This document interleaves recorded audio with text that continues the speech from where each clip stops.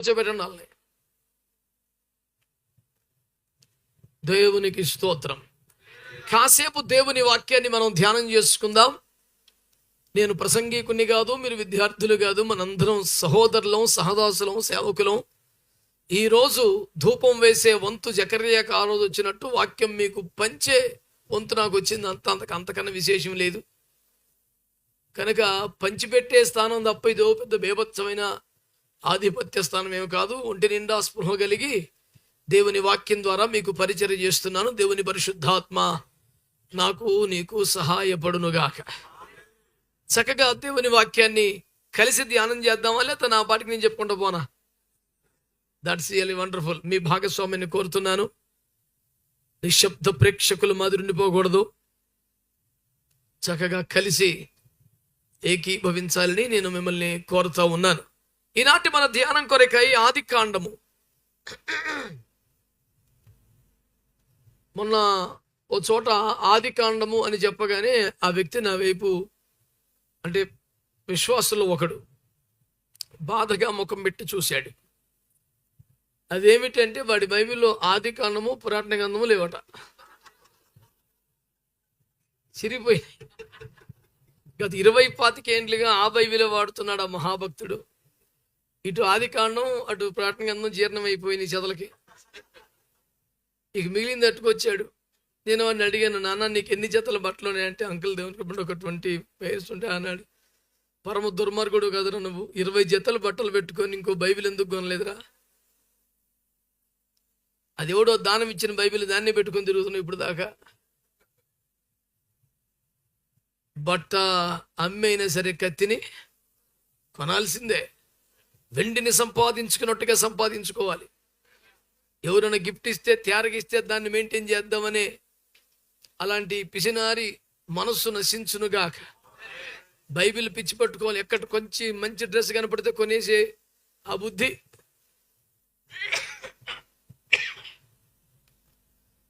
Bible సంపాదించుకునే దానికి ఉండాలి.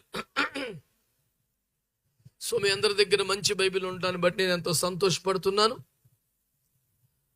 ఆది కాండము 48 మొదట 35వ అధ్యాయం 18వ వచనం చదివి సహాయం చేయండి. ఆది కాండం 35:18. ఆమె మృతి పొందెను, ప్రాణము పోచుండగా ఆమె అతని పేరు బెనోని అనెను. అతని తండ్రి అతనికి బెన్యామీను అను పేరు పెట్టెను. జగమెరిగిన ఈ లేఖన భాగంలో నుండి మీకు పరిచయం చేయుటకు ప్రభు నన్ను సిద్ధపరిచారు. ప్రియులారా, ఇక రాసేది చూసేది పెద్దగా ఏమి ఉండదు కాబట్టి హాయిగా ప్రశాంతంగా నా ముఖం చూస్తూ వినమని మిమ్మల్ని కోరుకుంటున్నాను. ప్రియులారా,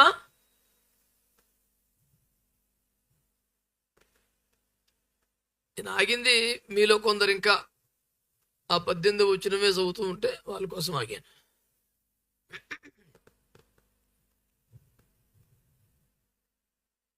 రాహేలు మార్గములో ప్రసవిస్తూ చనిపోవడం, తన మరణ గడియలు తనకు అర్థమైపోయి ఆ కుమారుడికి బెనోని అను పేరు పెట్టడం, కెవుమని కేక వినబడగానే మళ్ళీ ఆనందోత్సాహాలతో సమీపిస్తున్న యాకోబునకు ఆ దగ్గర ఉన్న స్త్రీలో, సహోదరులో, దాసీలో, మంత్రసానులో ఎవరో ఏ లోపము లేని 12 మగబిడ్డను పట్టుకొని బయటకు వస్తూ, దేవుడు మీకు మరలా ఆరోగ్యవంతమైన లోపము లేని కుమారుణ్ణి ఇచ్చాడండి. కానీ నువ్వు అతిగా ప్రేమించి ఎన్నో సంవత్సరాలు తిప్పలుబడి కొలువు చేసి మరీ పెండ్లి చేసుకున్నటువంటి నీ ప్రియమైన భార్య చనిపోయింది అని చెప్పారు. సందర్భం కాదు కానీ మరి ఆ మాట వచ్చింది కాబట్టి ఒక మాట. యాకోబు కొలువు చేసి రాహేలును ప్రేమించాడు. యేసయ్య ఎక్కడ ఎవరి దగ్గర కొలువు చేసి మనల్ని ప్రేమించలేదు. యేసయ్య ప్రాణమిచ్చి ప్రేమించాడు. ఎంత తేడా అండి అది. యేసయ్యని కొలువు చేసి ప్రేమించినావు అని పాడటం చాలా కష్టం, బాధ అనిపిస్తుంది. యాకోబు స్థానములో, ఆ బుద్ధిహీనమైన ప్రేమ స్థానములో, 7 సంవత్సరాల పరువు తక్కువ పాలేరు తన స్థానంలో యేసయ్యను ఊహించుకోవడానికి మనసెట్లొచ్చిందో నాకు అర్థం కాలేదు. నాకైతే బొత్తిగా నచ్చని మాట అది. చాలా బాధ అనిపిస్తుంది. నా ప్రభువుని అవమానపరిచినంత దుఃఖం కలుగుతుంది. యేసయ్య కొలువు చేసి మనల్ని ప్రేమించలేదు, అది యాకోబుకే చెల్లింది. ప్రాణమిచ్చి ప్రేమించాడు. తన స్థానం మనకివ్వడానికి మన స్థానానికి వచ్చాడు తప్ప అందుకొరకు అన్ని తగ్గించుకున్నాడు కనుక అంతకన్నా యాకోబు స్థాయి కట్టబెట్టడానికి సరిపడా వ్యవహారం ఏమీ లేదు, ఉండదు, ఎప్పటికీ రాదు. తీవ్రంగా ఆ వ్యాఖ్యను నిరసిస్తూ విషయంలోనికి మరలా వస్తున్నాను.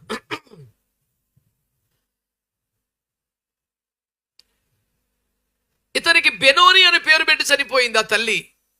బెనోని అనే మాటకి అర్థం మీకు తెలుసు కదా, దుఃఖపుత్రుడు అని. అంటే పుడుతూనే తల్లిని కోల్పోవడం అంటే ఎవరికైనా దుఃఖమే కదా. ఒక్క క్షణమైన తల్లి పొత్తెలలో ఆడుకోకపోతే, ఒక్క చుక్కైన తల్లి పాలు తాగకపోతే వాడు దుఃఖపుత్రుడే కాకపోతే ఆనందపుత్రుడు ఎలా అవుతాడు? జీవితాంతం తల్లి లేని జీవితం దుఃఖపుత్రుడే కదా. దాదీలైనా ఆయాలైనా తల్లులైనా ఎంతమంది ఎన్ని చేసిన తల్లి స్థానం అయితే భర్తీ కాదు కదా. తల్లి లేని కుమారుడిగా వాడికి దుఃఖం ఉంటుంది. ఆ దుఃఖాన్ని పూడ్చలేక, వాడి ఏడుపును ఆపలేక, తల్లి స్థానాన్ని మరి ఎవరు భర్తీ చేయలేక ఇంట్లో వాళ్ళకు కూడా దుఃఖం కలుగుతూనే ఉంటుంది. వాడికి మాత్రమే దుఃఖం కాదు కదా, వాడికి దుఃఖమే. వాడి వల్ల అందరికీ ఆ పేరు సరిగానే పెట్టింది ఆవిడ. రేపొద్దున స్కూల్కి పోతే ఏం పేరు రా నీ పేరు అంటే దుఃఖపుత్రుడు అంటే, అరే దుఃఖం అని పిలుస్తూ ఉంటే, అరే వేదన అని పిలుస్తూ ఉంటే బాగుంటుందా? సమాజం అంతా ఏమంటారు? వీడు నష్టజాతకుడు, నెత్తి మీద శని ఉంది, దరిద్రం ఉంది, మరణం ఉంది, పుడుతూనే తల్లిని మింగేశాడు, ఆడితో కలవపకండి, రానివ్వకండి, ఆడొత్తేనే దరిద్రం వచ్చిందిరా, శని ఉందిరా, నెత్తి మీద మరణం ఉందిరా అని మాట్లాడుతుంటే వాడి బాల్యం ఎంత ఘోరంగా ఉంటుంది. ఒక ప్రేమ గల తండ్రికి ఈ దారుణమైన భవిష్యత్ అంతా కళ్ళ కనబడుతుంది. రక్తపు తడి ఆరని పసిగుడ్డుని చేతుల్లోకి తీసుకొని దుఃఖపడుతూ ప్రార్థనలు చేసుకుంటున్నాడు ఆయన. యాకోబు ప్రార్థనలన్నీ చాలా చిన్నగా ఉంటాయి, కానీ చాలా లోతైన భావాన్ని కలిగి ఉంటాయి. రాత్రంతా ఎబ్బోకు రేవులో ప్రార్థన చేసినప్పుడు ఎన్ని మాటలు వాడాడు సార్? ఒకటి, నీవు నన్ను ఆశీర్వదించు, లేకపోతే వదిలిపెట్టను. ఎప్పుడో సాయంకాలం మోకాల మీద పడి ఉదయం వరకు అతను చేసిన ప్రార్థనలో ఒక్క మాట, ఆశీర్వదించయ్యా, ఆశీర్వదించయ్యా. మాటలు చాలా తక్కువ ఉంటాయి యాకోబు ప్రార్థనలో. మీరు ఊహించండి, ఒకే ఒక్క మాటతో, ఒకే అంశం, ఒకే మాట, ఒక రాత్రంతా ప్రార్థన చేయగలరా? సాధ్యమవుతుందా? పోనీ భారతదేశ రక్షణ కొరకు లేదా సంఘ క్షేమాభివృద్ధి కోసం మనం ఒక రాత్రి అంతా ప్రార్థించాలని మోకరించాం. ఎప్పుడో సాయంకాలం మోకరించాం, ఉదయం వరకు సంఘమును ఆశీర్వదించు, సంఘమును ఆశీర్వదించు, సంఘం, ఆ ఒక్క మాట అనగలమా మనం?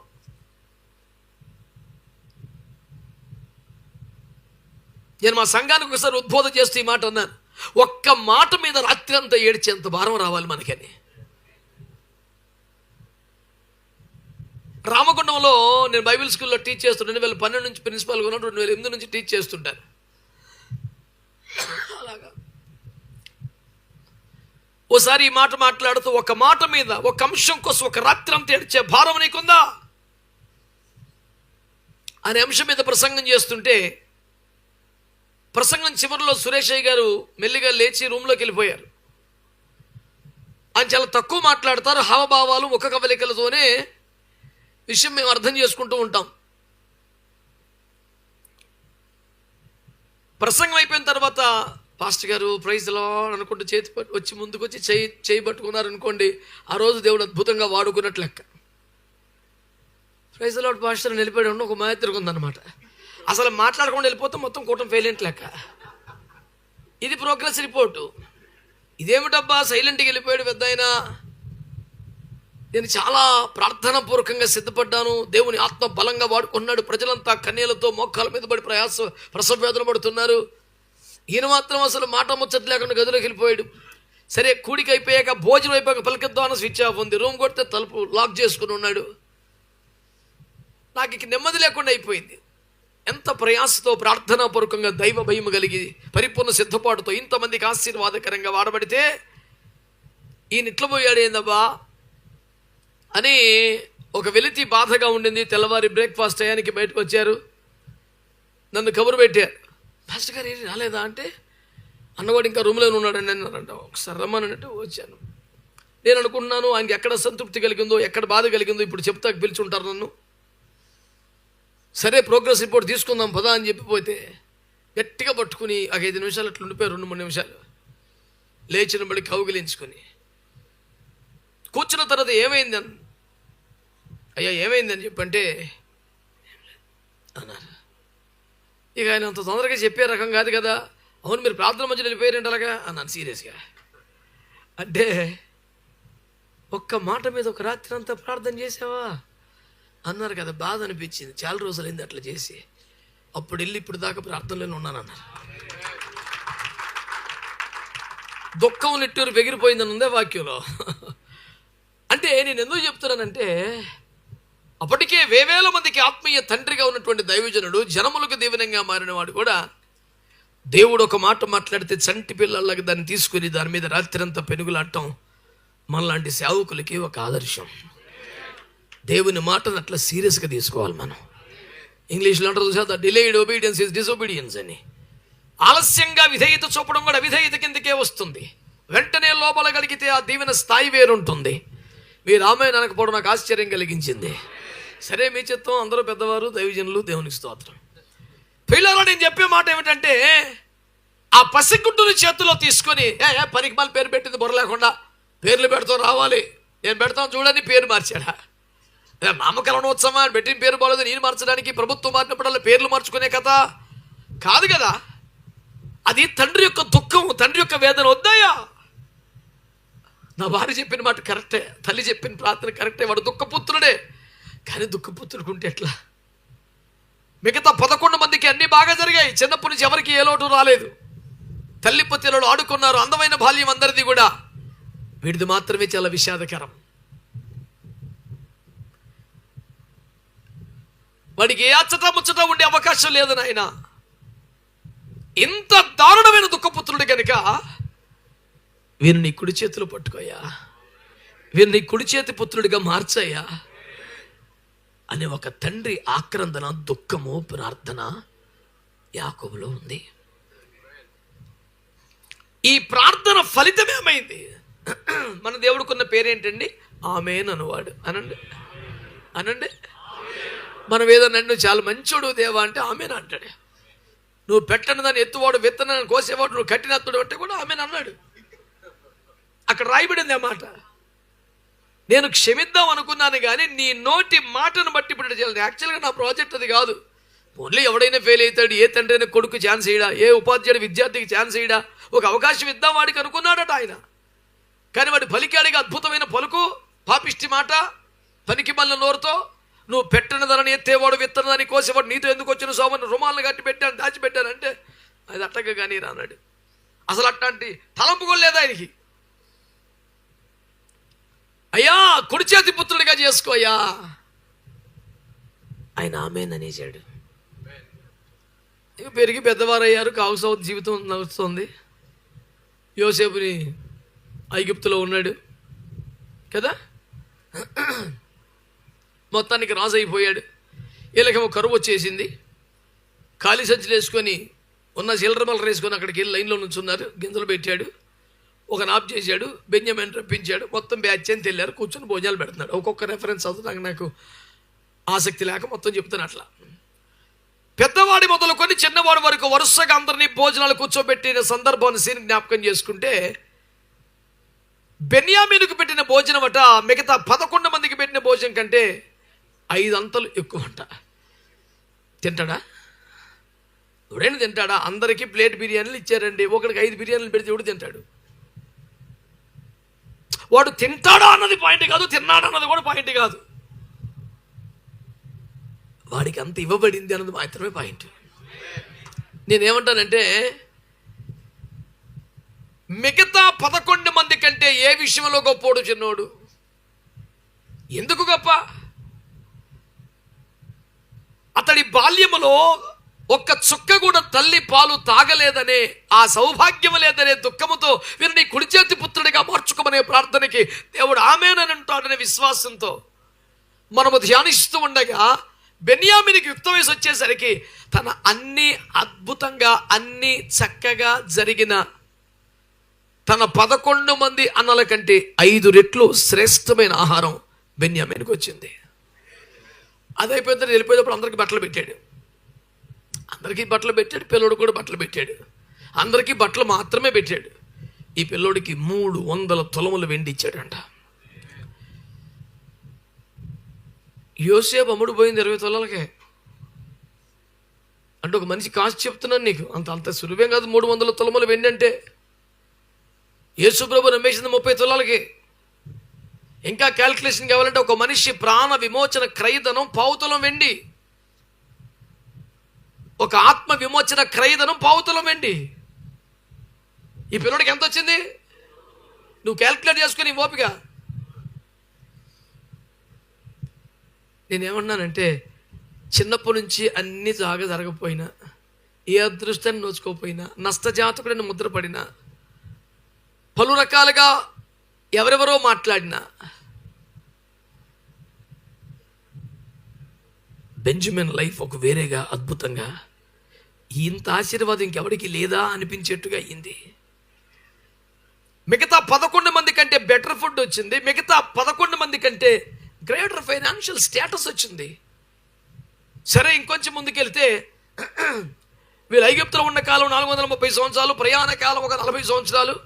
ఆ తర్వాత వచ్చిన 4 న్యాయాధిపతుల కాలం 300 సంవత్సరాలు. Altogether around 775 years, 7-8 years approximately. 780 సంవత్సరాలు, 770 సంవత్సరాలు గడిచిపోయిన తర్వాత ఇశ్రాయేలుకి తెగులు పుట్టింది. మాకు రాజు కావాలన్నారు. మాకు రాజు కావాలంటే యెహోవా మనకు రాజు కదా, మళ్ళీ ఇంకొక రాజు అంటాడు. కొత్త అందరికీ రాజులు అంటే మనకే లేడు అని పేచీ పెడితే, అది అపరాధమరా, దోషమరా, పాపం అని పెద్దోడు మదన పడుతుంటే దేవుడు అన్నాడు, వాళ్ళు తృణీకరించేది నన్ను కదా, నిన్ను కాదు కదా, సర్లే ఇచ్చేద్దాం కానీ అన్నాడు. ఎట్ట ప్రభు, నీ ప్లేస్లో ఒకరిని నేను అపాయింట్ చేయాలని నా చేతులు రావు, నా నోరు రాదు, అలాగేది అన్నాడు. లేదు లేరా, కానీ అలాగే తెలిసి వస్తుందిలే, పెడదాం ఎవడో ఒకనే. నీ ప్లేస్లో ఎవరిని పెడదాం, నాకేం బుర్ర పని చేయట్లా అంటే, రేపొద్దున్న గాడిదలు ఎత్తుక్కుండా ఒకడు వస్తాడు, వాళ్ళ బాబు న్యూజిలేసి వీళ్ళు అంటుంటాడు, ఆయన పెట్టి అన్నాడు. అసలుకే నీ ప్లేస్లో ఎవడూ సెట్ కాదు, అంత స్థాయి ఎవడూ లేదని నేను బాధపడుతుంటే, ఉన్నోళ్ళ లిస్ట్ పిల్ల ఒకరిని పట్టుకొచ్చి, వాళ్ళది మధ్యతరగతి కుటుంబం, పేదరిక జీవితం, వాళ్ళకి గాడిదలు బతుకుని బతుకు ఉన్న 2 గాడిదలు పోతే ఎత్తుకొచ్చేసి కెపాసిటీ లేని టాలెంట్ వీడు. ఆ గాడిదలు కాపాడుకోవాలి, పోతే తెచ్చుకోవాలి. కాపాడటం లేదు, పోతే తెచ్చుకోవటం లేదు.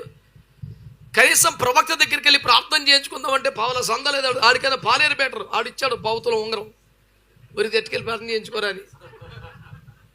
వీడి దగ్గర పని చేసి వీడికైనా బెటర్గా ఉన్నాడు. అది సౌలు బాబు యొక్క రేంజ్. సమయాల దగ్గరికి వెళ్తే, నాన్న ఈ రాత్రికి ఉండు, రేపు ప్రార్థన చేస్తాను అంటే, ఈ ఆశ ఏంటి? గాడిదలు ఎక్కడున్నాయి రాత్రి అంతా కనిపెట్టి ప్రార్థన చేసి కనుక్కొని రేపు పొద్దున్న చెప్తాను. కానీ గాడిదలకన్నా ఎక్కువ ఊహించుకుంటాకే ఉంది బాబుకి. అంతకన్నా పెద్ద ఆలోచన వచ్చే ఛాన్స్ కూడా లేదు. సర్లేండి ప్రార్థన చేయండి, చక్కగా భోజనం చేశాడు, పడుకున్నాడు. తెల్లారి పొద్దున్న లేచిన తర్వాత మోకరించను అన్నాడు. బుడ్డిలోని తైలం నెత్తి మీద పోసాడు. ఈ తైలము నీ మీదకి వచ్చింది కనుక నువ్వు ఇశ్రాయేలుకి అధిపతివి, రాజువి అన్నాడు. పిచ్చి పట్టిపోయి, ఏం సార్ మీరు మాట్లాడుతున్నారు? నాది బెన్యామీను గోత్రం కాదా, కీషు కుమారుని కాదా, నా స్థాయి కుటుంబం ఇది కాదా? నేను ఏ రకంగా యోగ్యుని అనిపించింది మీకంటే, నీ మోగం నువ్వు ఎక్కడ యోగ్యుడు అయ్యావు? మీ ముత్తాత ప్రార్థన చేశాడంట, మా పిల్లల్లో ఎవడైనా రేపొద్దున్న నువ్వు రాజుని చేయాలనిపిస్తే ఈయన్ని చెయ్యి, ఇది నీ కుడి చేతి పుత్రుడిగా ఉండాలి అంటే అర్థం ఏంటి? నీ కుడి చేతిలో రాజదండం ఉంటుందని వాక్యంలో లేదా? కింగ్ అయితే అవ్వాలి ప్రభు అని ప్రార్థన చేశాడు. నేను ఫస్ట్లో మీకు మనం చేసింది అదే. యాకోబు ప్రార్థనలు చాలా చిన్నగా ఉంటాయి, చాలా లోతైన మ్యాటర్ ఉంటుంది అందులో. నన్ను ఆశీర్వదించు అన్నాడు. ఆశీర్వదించే అర్థం ఏంటి? తరుముకొస్తున్న మరణం తప్పించు, ఏషో చేస్తుంది కాపాడు, నన్ను నా బిడ్డలను కాపాడు. ఇంత కిలోమీటర్ ఉంటుంది కానీ పలకటం ఒకటే పలుకుతాడు, ఆశీర్వదించయ్యా అంటాడు. కానీ లోపల చాలా మ్యాటర్ ఉంటుంది. ఆయన ప్రార్థనలన్నీ అంతే కదా. ఇది బెన్యామీనుగా చేయి, బెన్యామీనుగా చేయి అంటే అర్థం ఏంటి? నీ కుడి చేతి పుత్రుడిగా ఉండాలి, నీకు రైట్ హ్యాండ్ అయిపోవాలి మా పిల్లడు. దేవుని కుడి చేతి పుత్రుడిని సాక్ష్యం వాళ్ళు వేదన పుత్రుడిగా ఉండకూడదు, ఆయన దుఃఖ పుత్రుడిగా ఉండకూడదు ప్రభా. నువ్వు ఎప్పుడైనా రాజును చేయాలంటే నేను చేయాలి ప్రభా. నీ కుడి చేతులు నిత్యము సుఖములు ఉన్నాయని 16 కీర్తనలు చెప్పాడు. ఎవరికైనా జీవితంలో నిత్యము సుఖం ఉంటుందా? ఎవరికైనా ఉంటుందా? ఏలుబడి చేసే వాళ్ళకే లేదు యేసు రక్తం చేయం. రాజులకు రమణక్కలకే ఉండదు. ఎవరికైనా సరే తిప్పలు వచ్చుద్ది. కష్ట సుఖములు, కావడి కొండలు, ఇలాంటి డైలాగులతో పెంచారు చదువులో మనల్ని. అమావాస్య తర్వాత పౌర్ణమి, తర్వాత మరలా అమావాస్య, ప్రతి మెట్ట తర్వాత పల్లముచ్చును, ఇలా చెప్పి మనల్ని ప్రిపేర్ చేశారు కదా. నిత్యము సుఖం ఎవడుకుంటుంది? వీడిని కుడి చేతు పుత్రుడిగా ఉండాలంటే కుడి చేతులు నిత్యము సుఖాలు ఉంటాయి. ఎవరికైనా కష్టాలు రావచ్చు, వీడికి రాకుండా చూడయ్యా. ఒకవేళ కింగ్ అయితే అవ్వాలి బాబు అని ప్రార్థన చేశాడు కదండి. 700 సంవత్సరాలు, 780 సంవత్సరాలు దాటిపోయింది. యాకోబు ఎప్పుడూ చచ్చిపోయాడు, కానీ ఆ ప్రార్థన చచ్చిపోలేదు.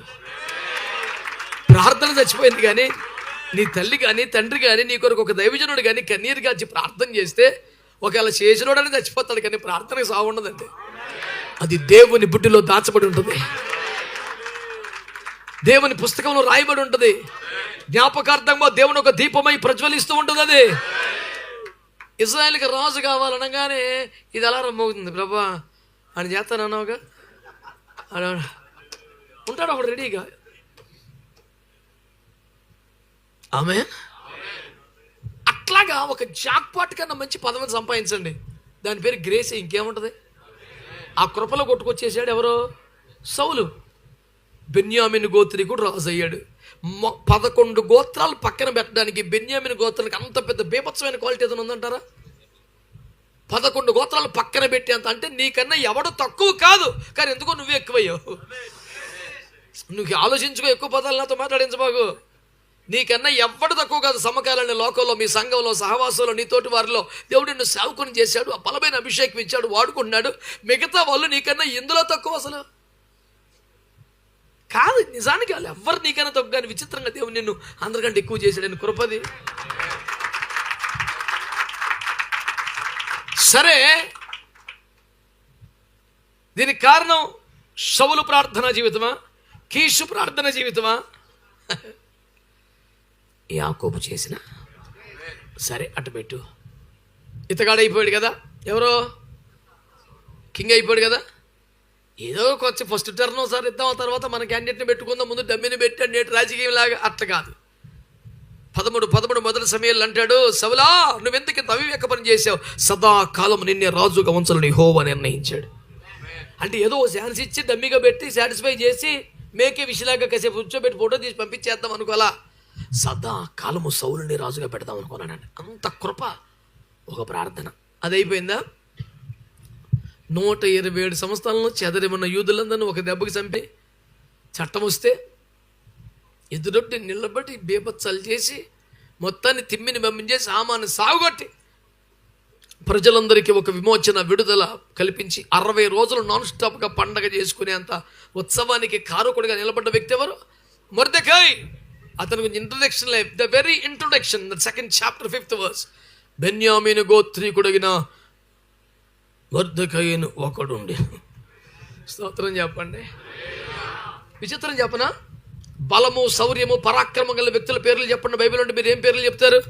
దావీదు పేరు చెప్తారు, శాంసన్ పేరు చెప్తారు, మరి బెనాయి పేరు చెప్తారు, యోబా పేరు చెప్తారు. కానీ ఎస్తేరు గ్రంథం ముగింపులో చివరి అధ్యాయంలో మొదలు వచ్చింది తెలుసా? కార్యముల గురించి రాజుల వృత్తాంతము గ్రంథంలో రాయబడి. నాకు ఆ వాక్యం చెబితే అతడు సింహాన్ని చీల్చలేదే. సింహాలనే చీల్చేసే హామాను కానీ చీల్చేశాడు. యూదులందరినీ ఒక్క దాసనాన్ని దెబ్బ కలంపుడుతో మార్చేశాడు. ఆ మాట చదివితే నాకు ఎంత ఆశ్చర్యం. మొర్దెకై చేసిన ఒక గోత్రం తలమానికం కనబడుతుంది. ఏది నా గోత్రం అంటే అందరికన్నా చిన్నోడే. ఎవరైనా నేనేమన్నానంటే, ఇదంతా బెన్యామీను సాధించిన విజయమా కాదు. ఇన్ని వేల సంవత్సరాలు, 100 సంవత్సరాలు కాదు, వేల సంవత్సరాల చరిత్రది.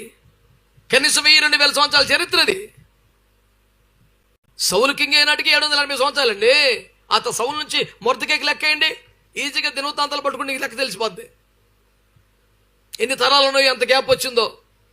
బైబిల్ యొక్క లెక్కల ప్రకారం మీకు సులువుగా ఉంటాకి ధ్యానం చేసే విద్యార్థి మనసు ఉన్న వాళ్ళకు తరం అంటే 40 years క్యాలిక్యులేట్ చేయాలి మినిమం. అది ప్రతి 40 ఏళ్ళకి ఒక తరాన్ని క్యాలిక్యులేట్ చేయాలి. అలా లెక్కేసుకోండి. చరిత్రలు తిరుగుతంతల పుస్తకం పట్టుకుని మీకు లెక్క తెరిచిపోతాయి 5 నిమిషాల్లో. నేను ఖాళీగా ఉంటాను కాబట్టి అలాంటి పనులన్నీ చేస్తుంటాను. నాకు మీ అంత బిజీ ఉండదు కదా. దేవుని స్తోత్రం. మొత్తం 66 పుస్తకాలు అధ్యాయుల పేర్లు చెప్పమన్నా, ఏ అధ్యాయం తర్వాత దేవుని చెప్పమన్నా, దేని తర్వాత దేవుని చెప్పమన్నా, ఎవడన్నా 10వ అధ్యాయం చెప్తే 11 చదివాడు, అది 11 రా 10 కాదు అంటారు కూర్చొని ఇక్కడ. అమ్మా ఎట్ట తెలుసు అంటే ఇంకో పని ఏమని చచ్చింది నాకు, ఇంకో ₹1 పని చేయను భూమి మీద. ప్రార్థన చేసుకోవటం, వాక్యం చదువుకోవటం, పనులని జనాలకు అప్పగించానండి. ఫైనాన్షియల్ మ్యాటర్లు అయితే అసలు చూడను నేను. నాకు తెలిసిన పెద్ద పెద్ద అధికారులు బోల్డ్ మంది వాక్య పరిచర్లను ఎవరికి ఎత్తారు, కానీ ఫైనాన్స్ మ్యాటర్ మనకి ఎవరికి ఎవరు. దానికి మించిన మర్మం ఇంకే తెలియదు. పాస్టర్ అమ్మ కూడా చెప్పరు అసలు. అడిగింది అనుకో, ఎప్పుడైనా నాలంటాడు ప్రసంగం విని, అవునండి మీరేంటి చెప్పట్లేదే అంటే, నీకు ఎందుకమ్మ బోల్డ్ టెన్షన్లో తల, నిన్ను ప్రేమించి ఆ తలనొప్పులు నీకు ఉండకూడదని అన్నీ నా మీద సిలువ మోస్తూ నీకు పునరుద్ధరణ ఇస్తానంటాడు. ఇది అద్భుతమైన అబద్ధం. అసలు నిజం ఏంటంటే ప్రతి ట్రాన్సాక్షన్ని ఆమె ఎంజాయ్ చేయలేదు. ఇది తప్పండి, ఇది కరెక్ట్ కాదని అంటది. ఆ సాగు ఎందుకని, నీకెందుకమ్మా ఈ శ్రమలన్నీ, నేను చూసుకుంటాను కదా, నీకేం కావాలి చెప్పు, నువ్వు అడిగింది నీకు తెచ్చిపెట్టలేకపోతే అప్పుడు నేను ఓడిపోయినట్లేక అంటే, అసలు నాకు భారం లేకుండా నా నెత్తి మీద సిలువ లేకుండా అడిగిన ప్రతి దేశం ఎంత ఉన్నా ఉత్తమ భర్తని ఇచ్చావు దేవా, నీకు స్తోత్రం అని ఆమె స్తోత్రం చెప్పొద్ది. ఆ ఫీల్డ్లో ఉంచడమే ఈయనకి క్షేమం. ప్రభు అందరినీ మార్చునుగాక. మీరు మార్చునుగాక అన్నందుకు ఆమె అన్నారా? అయితే కరెక్టే. మర్మాలు చేయవాకండి సార్. ఎవరి మీద చేసిన పాస్టమ్మ దగ్గర మర్మాలైంది. తేటగా ఉండండి. మీకు ₹1 సెక్యూరిటీ చెప్తా. ఓడను కట్టాలన్న దర్శనం నోవకు భార్యకి కానీ పిల్లలకి కానీ ఎవరికి లేదు. నోవకు ఒకడికే వచ్చింది. తన దర్శనాన్ని వాళ్ళతో పంచుకున్నాడు కాబట్టి వాళ్ళు హృదయమంతా కుమ్మరించి పనిచేశారు కాబట్టి భూమి మీద ఎవడు ఇక్కడ పొల్ల అక్కడ బెట్టపైన 7 కట్టి పారేశారు. భూమి మీద మనోడు ఎక్కడికి వెళ్ళిన దర్శనం భారం స్వరం అన్నీ చెప్తాడు, ఇంట్లో మటుకు చెప్పడు. పాస్టర్ గారి యొక్క పెద్ద ఫెయిల్యూర్ అదే. ముందు నీ దర్శనమే నీ భారం అంటే వాళ్ళని కూర్చోబెట్టి చెప్పు. ఇయ్యాలిగైతే రేపైనా ఏకీపిస్తారు పోని. ఫస్ట్లో జీర్ణించుకోలేకపోయినా అదేంటంటే మేము వేరే కళలు కన్నా ఎటు చేసామంటే నాకు కూడా అంతకన్నా ఎక్కువ కళలే ఉన్నాయమ్మా, ఏజ్లో ఇది ఇచ్చాడు మరి ఏం చేద్దాం అంటే ఇయ్యాలిగైతే రేపైనా వాళ్ళు కూడా కళలు మార్చుకుంటారు. ప్రభువుకు స్తోత్రం. నమ్మితే నేను 31 సంవత్సరంగా సంఘ కాపరిని, ప్రభు సేవలో ఉన్నాను. ఓ పాస్టర్ గారికి మనవణ్ణి, ఇంకో పాస్టర్ గారి కొడుకుని, నేను కూడా పాస్టర్ అయ్యి 30 ఏళ్ళు అయింది. కాబట్టి ఇదే ప్రపంచంలో పుట్టి పెరిగాం కనుక పాస్టర్లు తమ దర్శనమును భారమునంతా ప్రసంగాల్లో ఆయా సాక్ష్యాల్లో చెప్పినంత తేటగా ఇంట్లో చెప్పరు అనేది నేను చూస్తూ చూస్తూ పెరిగిన ఒక నిజం. ఈ రిపోర్ట్ ఎవరైనా ఒక దైవజనుడి విషయంలో తప్పై ఉండొచ్చు, నవ్వులంటోళ్ళు ఉంటారు, దేవునికి స్తోత్రం. కానీ మర్మములు కూడా ఉన్నాయి. అవసరం లేదు అంటున్నాను అంతే. అయినా మీరు నిశ్శబ్దంగా ఉన్నారు, దేవునికి స్తోత్రం. హల్లెలూయా. It's all right, you have all rights to maintain your own strategy in the ministry and family, but of course it may not work out. Then you will come to this sense. Remember my words. God bless you. దేవునికి స్తోత్రం కలుగునుగాక. కనుక ప్రియులారా, మీ ఇక్కడ గమనించవలసిన విషయం ఏమిటంటే, ఒక కుమారుడి జీవితము చేదుగా మారుతున్నప్పుడు, ఓ కుమారుడు జీవితం దుఃఖమయంగా మారిపోతున్నప్పుడు, వేదనకరంగా మారుతున్న, అవమానకరంగా మారుతున్నప్పుడు, సమాజం చేత చిత్కరింపబడే ఘోర చీకటి భవిష్యత్తు కనబడుతున్నప్పుడు, దేవుని చిత్తమని వదిలేయకుండా వాడిని చేతుల్లోకి తీసుకుని వాడి కోసం కన్నీరు గార్చి వాడిని దేవుని వైపు ఎత్తిపట్టి, అయ్యా వీడు నీ కుడి చేతి పుత్రుడిగా మార్చుకో అయ్యా, వీడి చేతిలో ప్రభు రాజదండం ఉంటే వీడి చేతిలో పెట్టయ్యా, రాజును చేయదలుచుకుంటే వీడిని చేయి ప్రభు, నిత్యము సుఖములు ఉంటే వీడికి ఈ ప్రభు అని ఒక కుమారుడి భవిష్యత్తు మారునట్లుగా వాడిని తండ్రి వైపు ఎత్తి పెట్టి ప్రార్థన చేసే ఒక తండ్రి భూమి మీద ఉంటే ఏ బెనోని కూడా బెన్యామీనుగా మారకుండా ఉండడం. ఒకవేళ ఎవడైనా బెనోనీగా పుడతాడేమో కానీ బెనోమీనుగా చచ్చిపోవాల్సిన అవసరం లేదు. యాకోబులా ప్రార్థించే తండ్రి ఉంటే. ఈ విషయమై ధ్యానిస్తున్నప్పుడు ఇదంతా ఎందుకు చెప్పానో ఇప్పుడు మన గొడవ స్టార్ట్ అవుతుంది. ఈ విషయమై ధ్యానించినప్పుడు ఒక ప్రార్థించే తండ్రి ఉంటే, కన్నీరు గార్చే తండ్రి ఉంటే, ప్రార్థనాపరుడు తండ్రి ఉంటే పిల్లల భవిష్యత్తు ఎంత బాగుంటుంది కదా అనిపించింది. అనిపించిన వెంటనే కనిపించిన నిజం ఏమిటి తెలిసిన? అందరికీ ప్రార్థించే తండ్రులు ఉండరుగా. తండ్రులే లేని వారు ఉన్నారు, ఉన్న తండ్రులు ప్రార్థించేవారు కాని వారు ఉన్నారు.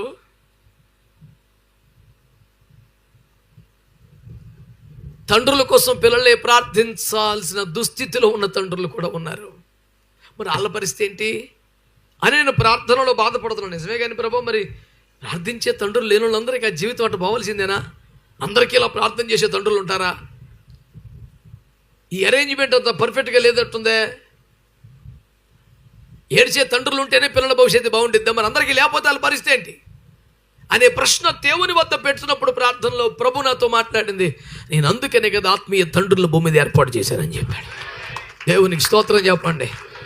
అందరికీ ప్రార్థించే తండ్రులు ఉండరు కాబట్టి, అందరికీ ప్రార్థన పనులు తండ్రులు ఉండరు కాబట్టి, మంచి తండ్రులు ఉన్నా వారి మీద ప్రార్థనాత్మ లేకపోవచ్చు కాబట్టి, ప్రార్థించే అలవాటు ఉన్నా కన్నీటిని దేవుని పాదములు కడిగే స్థాయి ఆ భారం తండ్రులందరికీ ఉండకపోవచ్చు కనుక దేవుడు సంఘ కాపురులను, ఆత్మీయ తండ్రులను కన్నీటితో ప్రార్థన చేసి తమ చేతికి అప్పగించబడ్డ బిడ్డల భవిష్యత్తును ఆశీర్వాదకరంగా మార్చే ఒక బాధ్యతాయుత స్థానాన్ని సేవకులకు దేవుడిచ్చాడు. గట్టిగా అంటే ఇప్పుడు ఆత్మీయ తండ్రి స్థానంలో మనం ఏం చేయాలి? మన చేతికి అప్పగించబడ్డ బిడ్డల భవిష్యత్తు కొరకు, వాడి నెత్తి మీద ఉన్న శాపం, దరిద్రం, దుఃఖం తొలగిపోయి వాడికి ఆశీర్వాదకరంగా మారడం కొరకు వారిని పరమ తండ్రి వైపు వారి జీవితాలను ఎత్తిపెట్టి ప్రార్థించవలసిన బాధ్యత ఆత్మీయ తండ్రులమైన సేవకుల మీద ఉన్నది. ఆమేన్. మీరు గమనించండి, ఏ సంఘ కాపురైనా, మీరైనా ఇంకొకరైనా, ఏ సంఘ కాపురైనా సంఘ బిడ్డల కొరకు ప్రార్థించుటలో భూమి మీద ఏ గొప్ప దేవజనుడి కన్నా ఖచ్చితంగా మొదటి స్థానం సంఘ కాపరికే ఉంటుంది. తక్కువ ప్రార్థనా జీవితం కలిగిన సంఘ కాపరి, ఎక్కువ ప్రార్థనా జీవితం కలిగిన గొప్ప దైవజనుడు, ప్రసంగికుడు, ప్రవక్త. వీళ్ళిద్దరిలో సంఘ బిడ్డల కోసం ఎవరు ఎక్కువ ప్రార్థన చేస్తారు? ఖచ్చితంగా సంఘ కాపరే. మళ్ళీ చెప్తున్నాను, మీకంటే అపరిమితమైన ప్రార్థనా జీవితము కలిగిన దైవజనుడు ఉన్నా మీ సంఘ బిడ్డల కోసం మీరు చేసినంతసేపు ఆయన ఎందుకు చేస్తాడు చెప్పండి? ఆయన పరిచర్య వేరు, ఆయన దర్శనం వేరు, కన్నా భారం వేరు, ఆయనకు అప్పగించబడే బాధ్యతలు వేరు. ఒకవేళ వెళ్ళినప్పుడు ఓ మాట ప్రార్థన చేయమంటే చేస్తాం, కానీ సంఘ కాపరి వల్లే భారం కలిగి రోజు చేస్తామా? ఖచ్చితంగా చెయ్యం. ఎందుకంటే మాకు కూడా సంఘాలు ఉంటాయి, మా బిడ్డల కోసం మేము ప్రార్థన చేసుకోవాలా, మాకు ఇవన్నీ బాధ్యతలు మేము ఉంటాయి. మీరు ప్రార్థించమన్న కోరినప్పుడు ప్రార్థన చేస్తాం. సమస్య తీవ్రతను బట్టి వ్యక్తిగత ప్రార్థనలు జ్ఞాపకం చేసుకోమంటే కొన్నిసార్లు జ్ఞాపకం చేసుకుంటూ కొన్నిసార్లు చేసుకోలేకపోవచ్చు కూడా. జీవితంలో ఎన్నడూ ఒక్క నిమిషం కూడా మానకుండా చేశాను చెప్తే అబద్ధమవుతుంది. అది నేనైతే అంత ఖచ్చితమైన వాగ్దానం ఎవరికి చేయను. సరయ్యా, నాకు జ్ఞాపకం వచ్చినప్పుడు ఒక మాట దేవుని సందులో అంటానులే అంటాను. నేను తప్పకుండా ప్రార్థన చేస్తానని ఎందుకు దొరికిపోవడం? నేను ఒకవేళ చేయలేను ఒక దినం అంటే ఆ రోజు నేను అబద్ధం అన్నట్టు కదా. సంఘ బిడ్డలకి ఏదో చేస్తా, తప్పకుండా ప్రార్థన, నీకేం భయం లేదు రబ్బాయి అంటాను. ఎందుకంటే డ్యూటీ అది. భూమి మీద ఏ సంఘానికి వెళ్ళా ఎన్ని వేల మందికి వెళ్ళబడి అన్ని వేల మందికి మానక నీ కోసం ప్రార్థన చేస్తానంటే నేను నెరవేర్చలేకపోవచ్చు. అది అటు పెద్ద పెద్ద వాగ్దానాలు అయితే నేను ఎవరు చేయను. తప్పకుండా ప్రార్థనలో మాట జ్ఞాపకం చేసుకుంటానులయ్యా. ఈరోజు మీరు గమనించాలి, అంటే సంఘ కాపరులను ఆత్మీయ తండ్రులుగా దేవుడు ఏర్పరచడములో దేవుని ఉద్దేశం, దేవుని ప్రణాళిక ఏంటంటే నాశనమైపోయే జీవితాలు, గురిలేని జీవితాలు, దారం తెగిపోయిన గాలిపటం లాంటి జీవితాలు, దుఃఖముతో వేదనతో మిగిలిపోకుండా నీ కన్నీటితో వారిని దేవుని వైపు ఎత్తిపట్టి ప్రార్థన చేస్తే ఆ దుఃఖపుత్రులే కుడి చేతి పుత్రులుగా మారిపోతారు. అంటే నీ చేతికి అప్పగించబడ్డ జనముల భవిష్యత్తును పేపర్ భాషలో తలరాతను విధిరాతను మార్చివేసే ఒక అద్భుతమైనటువంటి సామర్థ్యం గల వ్యక్తిగా దేవుడు దైవజనుని అభిషేకించి ఏర్పాటు చేశాడు. హల్లెలూయా. ఇప్పుడు ఈ రీతిగా అంటాను, ఒక ప్రార్థించే కన్నీటి ఆత్మ కలిగిన దైవజనుడి చేతుల్లో పడితే ఆ విశ్వాసి జాతకం మారిపోయినట్లు లెక్క, లోక భాషలో చెప్పాలంటే. ఆమేన్. వాడి దశ దిశ తిరిగినట్లు లెక్క. ఒక కన్నీటి ప్రార్థన ఆత్మ కలిగిన దైవజనుడి చేతుల్లో పడ్డావు అంటే సగం బచాయించినవు పోయి, నువ్వు తిరగలేదకి. నీకు నీ యుద్ధాలను వాళ్ళే చేసేస్తుంటారు, నీ పోరాటాలు వాళ్ళే ఏడిచేస్తుంటారు.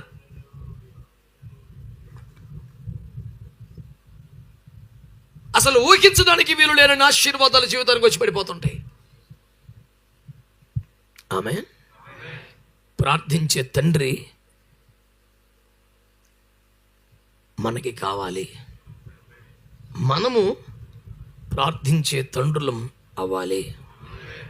ఈ మాటతో మీరు ఏకీపించారా? ప్రార్థించే తండ్రి మనకు కావాలి, మనము ప్రార్థించే తండ్రులం అవ్వాలి. ఈ విషయాన్ని చాలా సీరియస్గా తీసుకోవాలి మీరు.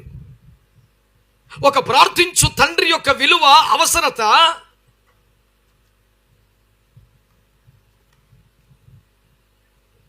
బాగా ఎరిగినటువంటి స్థాయిలో అందరూ దైవజనులే కనుక ఫలానా చదవండి ఫలాన్ని చదవండి అనకుండా నేను ముందు పోతా ఉన్నాను. సమయాన్ని మనం సద్వినియోగం చేసుకునే క్రమంలో ఆదికాండం 48 ప్రారంభంలో యాకోబు కాయలా పడి ఉన్నాడని యోసేపు విని, చదవకండి ఇలా చూడండి. యోసేపు స్థానంలో మీరే ఉన్నారు, ఐగుప్తుని వెళ్తున్నారు, ఫరో ఇంటికి తండ్రిగా ఉన్నారు, ప్రపంచానికి అన్నదాతగా ఉన్నారు. మీ నోటీస్కి వచ్చింది నాన్నగారు బాగోలేదని. ఏం చేస్తారు మీరు? ఇమ్మీడియట్గా డాక్టర్ని పంపిస్తారు. పోనీ అంబులెన్స్ని పంపించి తీసుకొచ్చేయమంటారు. బెటర్ ఫెసిలిటీ ఉన్న హాస్పిటల్ అడ్మిట్ చేస్తారు. లేదు, మన ఇంట్లో పెట్టి నాన్న చివరిసారి నేను చూసుకోవాలి, నా దగ్గర ఉండి అన్నీ జరగాలి. ఇక్కడ ఇన్ని ఆప్షన్లు ఉన్నాయి, దేన్ని వాడుకోవాలి? యోసేపు పరిగెత్తుకొని రథోసిద్ధం చేయించుకొని వెళ్ళిపోయాడు బాబు దగ్గరికి. మనం ఎవరమైనా అయితే మన దగ్గరికి రప్పించుకోవడమో, ఒక వైద్యుల్ని పంపడమో, బెటర్ హాస్పిటల్లో ఫెసిలిటీ ఏర్పాటు చేయడమో, లేకపోతే ఇక నాన్న అక్కడ దూరంగా ఎందుకో మన దగ్గర పెట్టుకుందాం చివరి కాలంలో అని ఇంట్లో పెట్టుకోవడమో, ఇదేది వాడుకోలేదు యోసేపు. ఫరో ఇంటికి తండ్రిగా, ఐగుప్తునకు ఏలికగా, ప్రభువుగా ఉన్నటువంటి స్థానంలో నుండి, తన వద్దకు వచ్చిన ప్రతి వాడికి అన్నదాతగా నిలబడ్డ స్థానంలో నుండి గోషెను రాష్ట్రంలోని ఇరుకు సందుల్లోనికి రాజరథం వేసుకొని ఇద్దరు కుమారులు వెళ్ళిపోతున్నాడు. దేవునికి స్తోత్రం చెప్పండి. హల్లెలూయా. వెళ్ళిపోతున్నాడు. బహుశా ప్యాలెస్లో పెరిగినటువంటి యోసేపు కుమారులకి ఇటుకలు చేసి, ఇటుకలు ఆరబెట్టి, ఇటుకలు కాల్చే ఆ బురద, అడుసుమట్టి, పొగ, ఓక ఉండే ఆ వాతావరణం తెలిసి ఉండకపోవచ్చు. డాడీకి టోలోడు కూర్చున్నాడు, రథంలో వెళ్తున్నారు. Dad, where we are going? We're going to see Grandpa. Okay, we would like to see him. వెళ్తున్నారు. సడన్గా సిటీ దాటిపోయి ఎక్కడ పడింది బండి? గోషెన్ రాష్ట్రం. Dad, this is not clean. Let us go back. Be patient. Don't talk. చలో, వెళ్ళిపోతుంది బండి. తీరా ఒక దగ్గరికి వెళ్ళాక ఆ ఇరుకు వీధుల్లోనికి రథం వెళ్ళడం లేదు.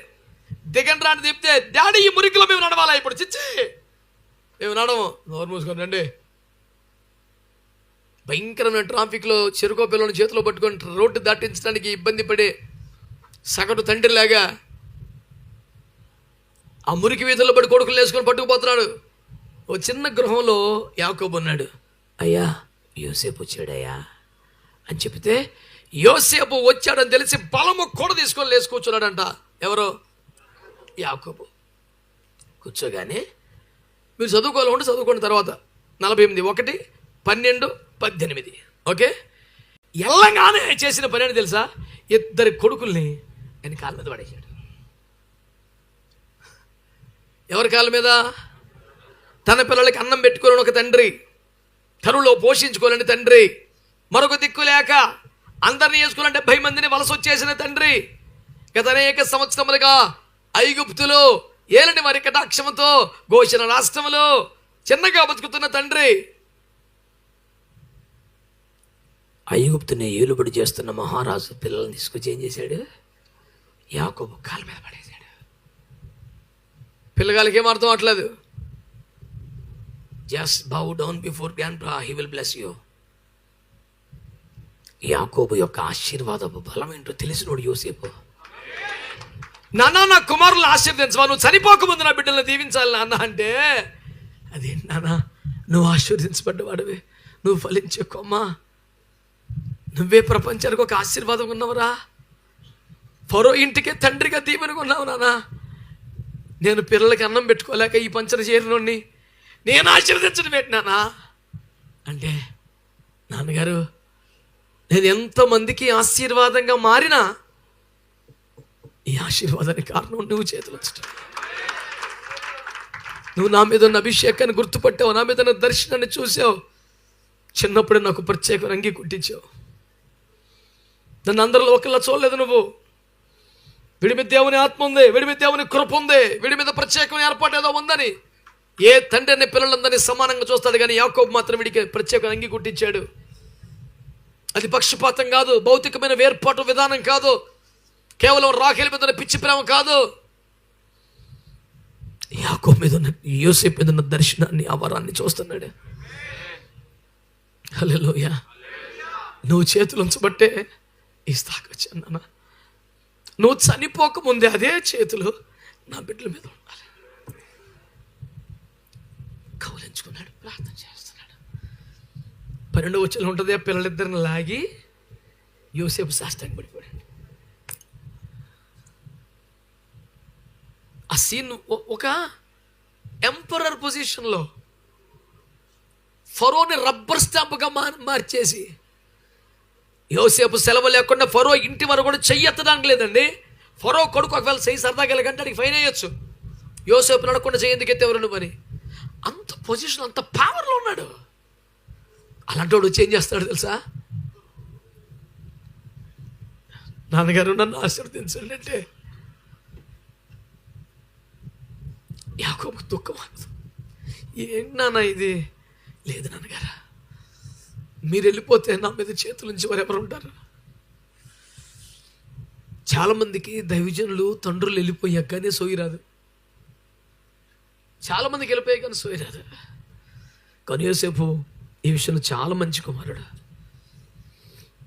నాన్న, నువ్వు కొనిపోబడక ముందు, వెళ్ళిపోకముందే నా మీద చేతులు ఉంచువా? Will you please bless me? యాకోబు చేతులు ఉంచాక, నాన్న నా కొడుకులిద్దరిని కూడా దీవించవా అని మళ్ళీ తీసుకొస్తాడు. యాకోబు కుడి చేతి కిందకి పెద్ద కొడుకుని, ఎడం చేతి కింద చిన్న కొడుకుని తీసుకొస్తే అక్కడ తెలివిగా, జ్ఞానంగా అని రావాలి, కానీ తెలుగు తర్జుమాలో యుక్తిగాను వచ్చింది. That's not right word for that. యుక్తి అన్నది మంచి పదం కాదు. With the divine wisdom Jacob did that. That's not a trick, you know. That's the Holy Spirit, God's wisdom. యుక్తి అన్న పదం నాకెంతో మంచి నచ్చదు, ఇష్టం కాదు. సరే, నా మాటకి ఏముందిలే. కానీ ఇటువైపు చిన్నోడి మీద కుడి చేయిని ఎట్టు పెట్టాడండి చేతులు. యోసేపు అల్లాడిపోయి, అది యోసేపుకి ఇష్టము కాకపోయినట్టు రాస్తాడు అక్కడ. యోసేపు అల్లాడిపోయి, నాన్న అది కాదు నాన్న, వీడి పెద్దోడు నాన్న. ఎందుకని? యోసేపు యాకోబు కళ్ళు కనపడతలా, అతను చూడలేకపోతున్నాడు. చూపు మందగించిపోయింది. తెలియక ఎలా పెట్టాడు అనుకుంటే, అప్పుడు అంటాడు యాకోబు, చిన్న స్వరం, దుఃఖ స్వరం గంభీర స్వరంగా మారిపోయింది. My son, I know and I know. నా కుమారుడా, అది నాకు తెలియను. ఇది వెలి చూపు కాదు, కనబట్టలేదన్న పేరు తప్ప. కనబడ్డాది కాదు అసలు ముఖ్యం. బ్రహ్మాండంగా చూడగలిగితే కూడా అది పాయింట్ కాదు అసలు. అక్కడ ముఖ్యమైన వ్యవహారం ఏంటి తెలుసా? ఈ చూపుతో కనబడేది కాదు, ఆత్మలో చూడగలగటం. ఒక ఆత్మీయ తండ్రి స్థాయి ఏంటి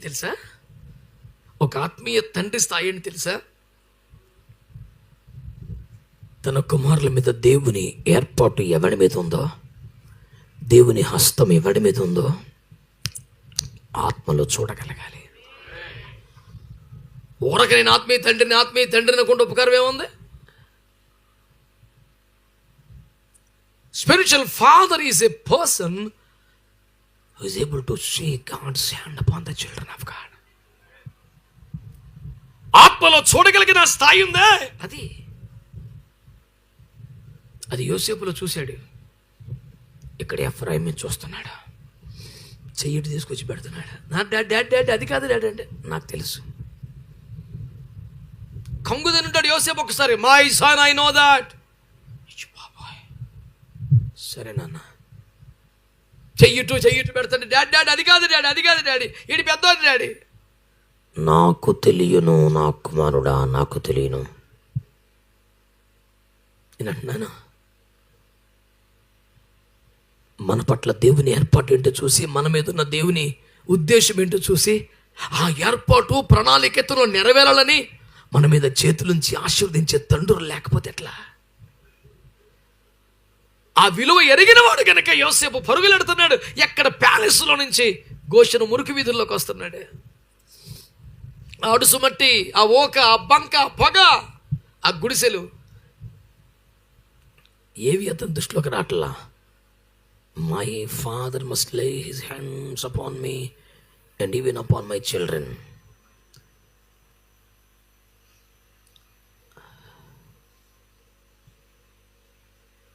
నేను ఒక్క మాట అంటాను, ఎవరికైనా నిండు మనసుతో దేవుని ఏర్పాటును చూసి ఆశీర్వదించి ఒక తండ్రి లేకపోతే జీవితాలు బెనూనిగా ఉండిపోతాయేమో, దుఃఖపుత్రులుగానే బతుకు ఇడవలసి వస్తుందేమో, వాళ్ళు ఎప్పటికీ బెన్యామీన్లు అవ్వరేమో అని ఒక దిగులు దుఃఖము కలిగి, సంఘ కాపరులారా, మీ చేతికి అప్పగించబడ్డ బిడ్డల భవిష్యత్తును ఆశీర్వాదకరంగా మార్చే ఆత్మీయ తండ్రులు మీరు అనే బాధ్యతను జ్ఞాపకం చేస్తూ, మీకైనా మిమ్మల్ని దీవించే ఒక తండ్రి ఉండడం అవసరమేనని జ్ఞాపకం చేస్తున్నాను. దేవునికి స్తోత్రం కలుగునగాక. భవిష్యత్తు కొరకు మమ్మల్ని అభిషేకించే, భవిష్యత్తు సేవను చూసి మిమ్మల్ని ఏర్పాటు చేసే ఒక తండ్రి యొక్క ప్రత్యక్షత కలిగిన వాళ్ళు కావాలి. అది మీకు, మీ సేవకి, నాకు, నా సేవకి అత్యంత ఆశీర్వాదకరం, అత్యంత ఆశీర్వాదకరం. ఇది నాన్న,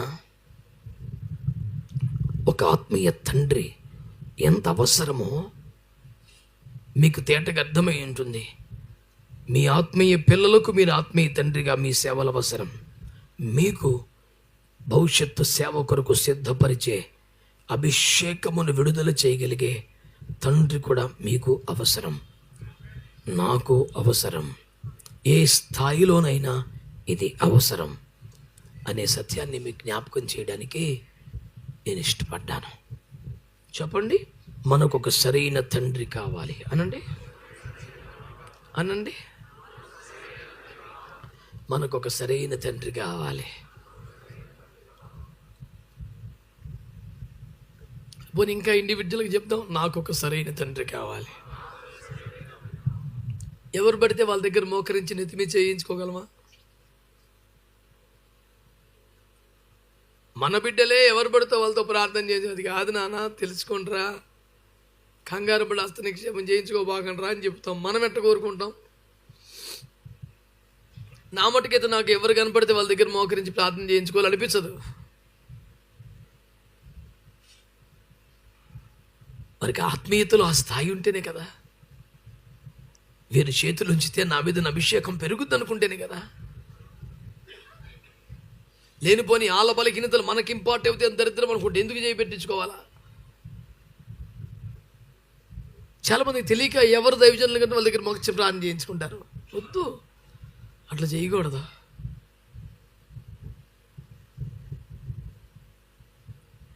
నేను సాగదీసే ఉద్దేశంతో లేను, కానీ ఒక్క మాట చెప్పాలి. ఈ తరంలో, ఈ కాలంలో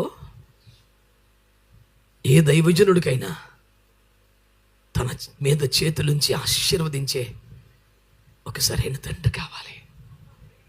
ఈ తరంలో ప్రతి దైవజనుడు తన బిడ్డల భవిష్యత్తును ఆశీర్వాదకరంగా మార్చగలిగిన, కన్నీటి ప్రార్థనాత్మ కలిగిన తండ్రి ఉండాలి.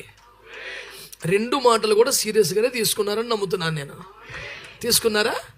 ఇక మూడో మాట చెప్పారేమండి, ముచ్చటగా మూడు చెప్తే బాగుంటుంది అంటారు కదా, దాంతో వెళ్ళిపోదాం మనం. మూడో మాట ఏంటంటే, ఒక తండ్రిగా చెప్తున్నాను,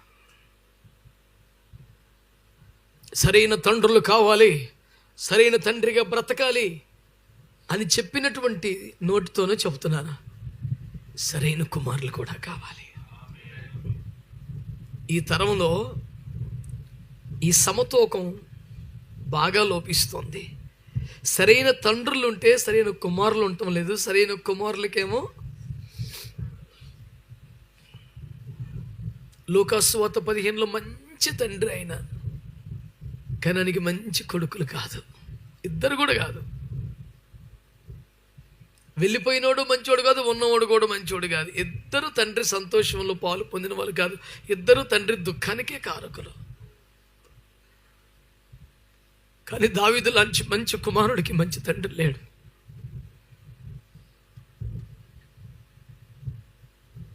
అటు యెషయి కానీ ఇటు సౌలు కానీ తండ్రి ప్రేమను పంచిన వారు కాదు. ఈ తరములో ఈ సమతూకం లోపిస్తుంది. దైవజనుల కొరకు ప్రార్థన చేసే ఒక భారం ప్రభు నాకు ఇచ్చినప్పుడల్లా ఈ పాయింట్ కూడా నా కళ్ళ ముందుకు వస్తుంది. మంచి తండ్రి లాంటి దైవజనులు ఇవ్వండి అయ్యా, మంచి తండ్రులకు మంచి కుమారులను కూడా ఇవ్వండి అయ్యా. ఇద్దరు కుమారులు, ఒకడు తప్పిపోయాడు, ఒకడు మంచోడు అనుకుంటాడు, ఉన్నోడు కూడా ఏం సుఖం ఇచ్చాడు, ఆడు ఏడిపించినోడే. ఇంకా నాదైన శైలిలో చెప్పాలంటే, తప్పిపోయిన కుమారుడి కోసం ఎప్పుడు రోడ్డు ఎక్కలేదు ఆయన. వాడు వచ్చేదాకా ఎదురు చూశాడు, కానీ పెద్ద కుమారుడి కోసం రోడ్డు ఎక్కాల్సి వచ్చింది. వాడిని బతిమలకు లోపల తేవాల్సి వచ్చింది. ఎవడు మంచివాడిగా సంఘానికి కనపడుతుంటాడు వాడు ఎక్కువ ఏడిపిస్తుంటాడు. చల్లారిపోయి దిగజారిపోయి రోడ్డు మీదకి వెళ్ళిపోయిన వాడు వాళ్ళకంటే కానీ కుదురుగా సంఘంలో ఉండి ఏడిపించే బిడ్డలు పోళ్ళు మంది ఉంటారు. సంఘ కాపురులకు మాత్రమే అర్థమయ్యే దుఃఖం అది. స్వార్థికులకి, ప్రవక్తలకి బహుశా ఆ పెయిన్ తెలియకపోవచ్చు. ఓ కాపురికైతే ఆ దుఃఖం బాగా అర్థమైంది. ఈ రోజున నేను మీ దృష్టికి తీసుకొస్తున్న మాట వినండి. సరైన కుమారులు కావాలా వద్దా? ఆమేన్.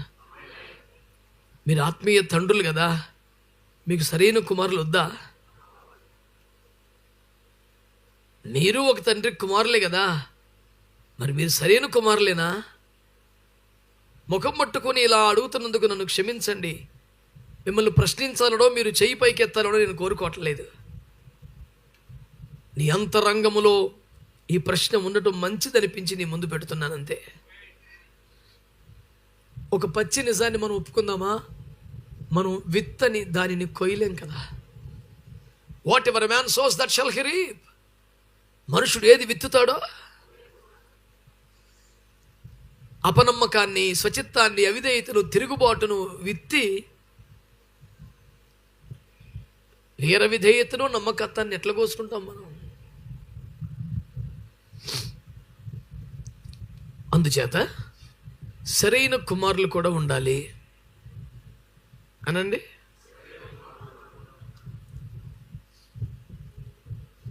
నేను రెఫరెన్సులతో పని లేకుండా చెప్పేస్తాను, ఎక్కువ టైం తీసుకోకుండా. నేను ఈ విధంగా చెప్పటం ద్వారా నా భారాన్ని పంచుకుంటున్నాను తప్ప మీకేం బోధించడం లేదు. మీరు ఆలోచించండి ఒక్కసారి.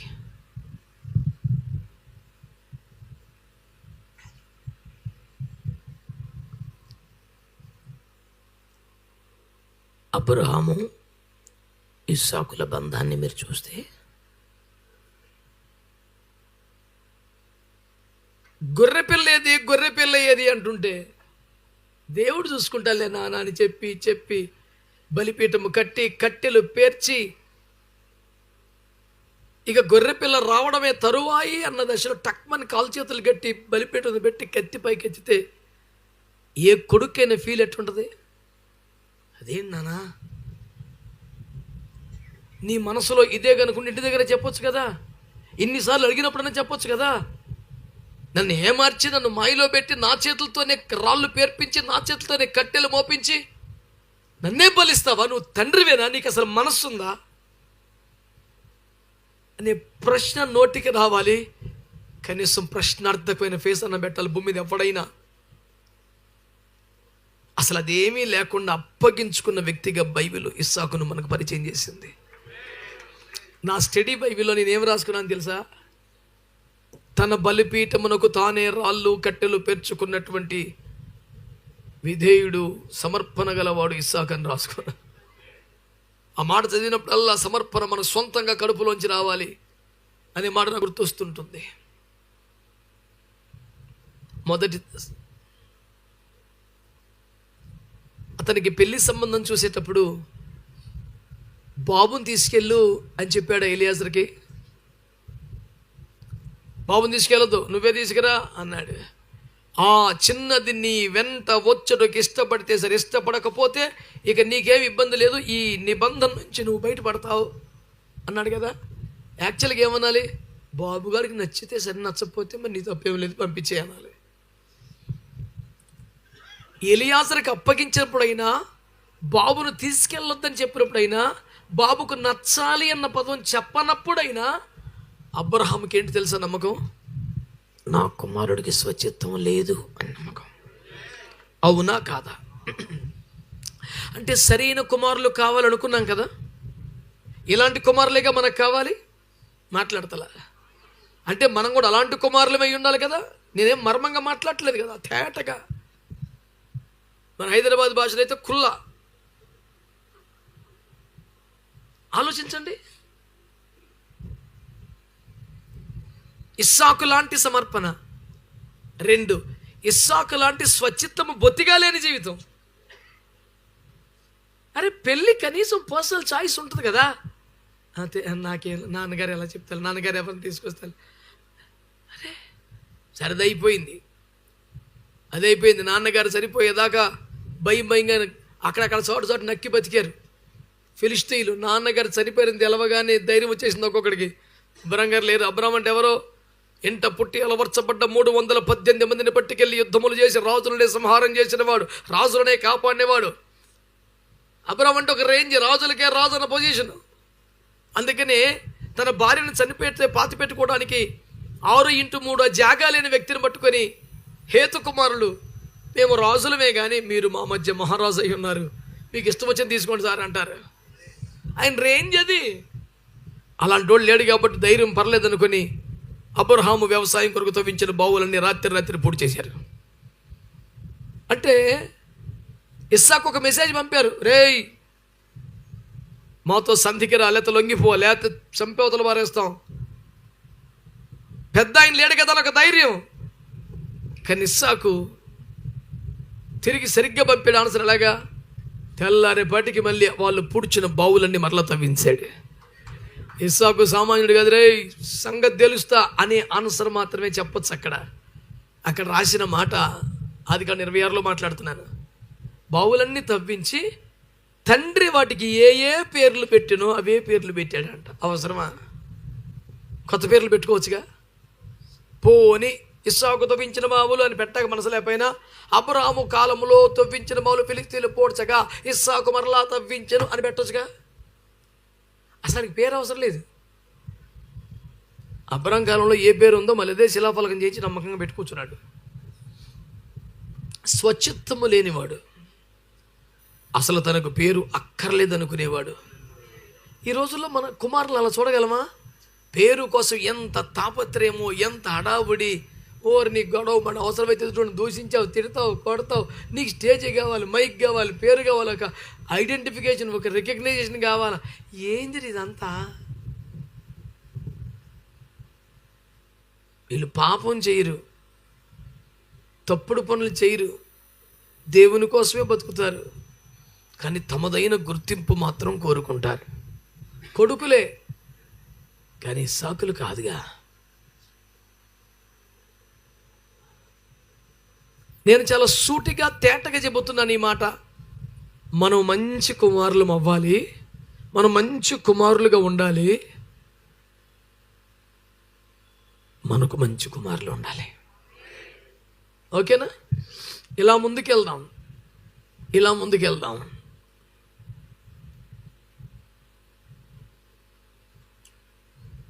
ఇలా వెళ్ళిపోతుంటే ఎలీషా దగ్గర దాకా వద్దాం.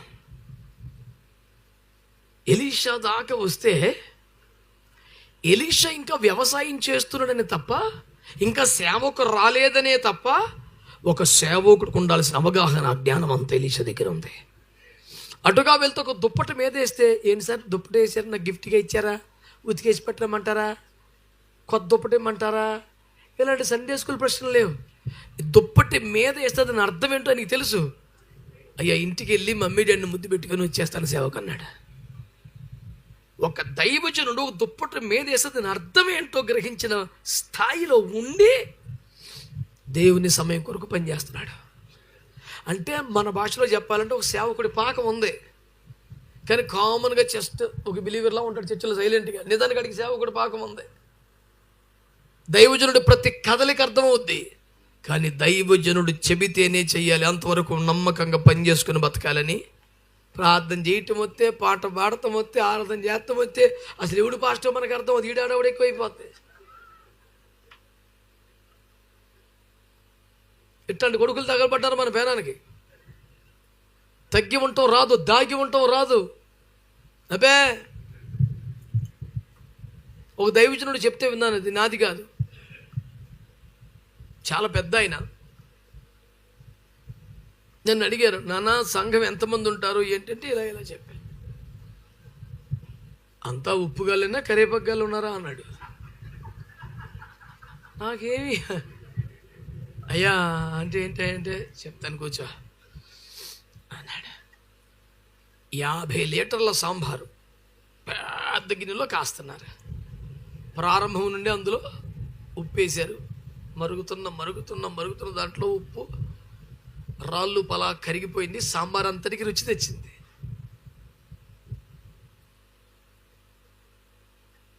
ఇందులోంచి ఉప్పును తీయని అడుగు, తీయలేవు.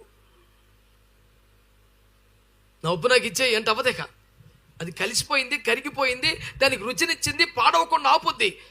అది నాశనం అయిపోయి దాన్ని బతికించింది. ఒక ముక్కలో చెప్పాలంటే దాని పేరు ఉప్పు. ప్రారంభం నుంచి ఉన్నది, ఫస్ట్ నుంచి ఈ మంట, మరుగు, వేడి రకరకాలుగా సచ్చి సావులని చచ్చింది. అది అంత అయిపోయిన తర్వాత తాలింపులో ఇంకొక పెద్ద గిన్నె 50 కేజీలు గిన్నె పెట్టి అందులో లీటర్ నూనె పోసి గుప్పుడు కరివేపాకు ఎత్తే గోతులు ఎక్కడో అడుగుని ఉంటుంది. అది ఈ సాంబార్ పోతే అందరికన్నా పైకి వచ్చి కూర్చుంటుంది. అది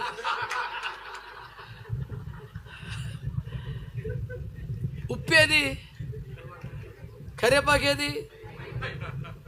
ఆయన అడిగాడు, మీ సంఘం అందరూ ఉప్పా కరివేపాకని. నాకప్పుడు ఆలోచనలు చేస్తే కొన్ని కరివేపాకులు కనపడుతున్నాయి. అమ్మో, నా చర్చలు కూడా కరివేపాకు ఉందయ్యా అంటే మరి అదేనా నా జారి చూసుకొని చెప్తున్నాడు. నాకు బోళ్ళు సంఘం ఉందని మురిసిపోతున్నాను. అప్పుడు దాకా అంత ఉప్పు కాదు.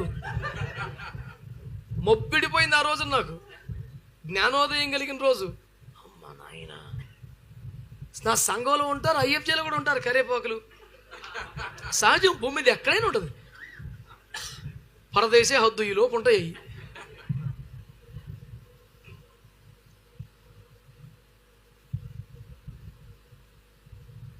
కాబట్టి ఏమి చేయదు, కరివేపాకును ఏరువేయదమా అట్లన రాదు. అదే అందం ఉన్నాయి. కానీ దానికి ఎన్ని ఫోటోల్లో పడ్డా దాని బతుక్కి ఉప్పు స్థాయి దానికి ఉండదు. దానికి అంత సీన్ లేదు, ఇంకెప్పటికి రాదు. తినేవాడు తగ్గే ఏరి పారేస్తాడు అంతే. ఉన్నాయి, ఏరేవాడు ఒకడు ఉన్నాడు, మనకెందుకు. నాకు చెప్తారు చాలా మంది, అయ్యారు మీరు కొన్ని గమనించుకోవట్లే, కొంతమంది నేరేనా అంటాడు. నేనే అదే పని ఎందుకురా, తినేవాడు ఏడతాడులే. ఉప్పునైతే ఎవడు తీయలేడు. ఉండని చెప్పండి, ఇప్పుడు మనం ఉప్పు అవుదామా కరివేపాకు అవుదామా? ఎందుకంటే మనకు ఉప్పు లాంటి పిల్లలు కావాలి కాబట్టి. సార్ మనం ఏం విత్తకుండా పని అవ్వదు సార్. చిన్నోళ్ళు పెద్దలు అందరికీ దండం పెట్టి చెప్తున్నా, సాధ్యం అవ్వదు.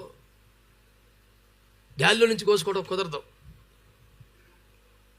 నేను కొన్ని డైలాగులు ఎట్లా రాసుకుంటానంటే, హేతువు లేని శాపం తగలదు అని ఉంటుంది కదా సావిత్రిలో, దాని కింద దీవెన కూడా అని రాసుకున్నాను.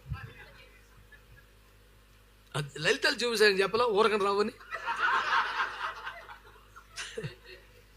ఎందుకు వస్తాయి సార్ ఉత్తిన ఆశీర్వాదాలు? దానికి సంబంధించిన క్వాలిటీ ఏదో ఉండాలడా. ప్రభువుకి స్తోత్రం, హల్లెలూయా. ఏంటి మా ఊరు సద్యాత్రాడు జాగ్రత్తగా. అప్పుడే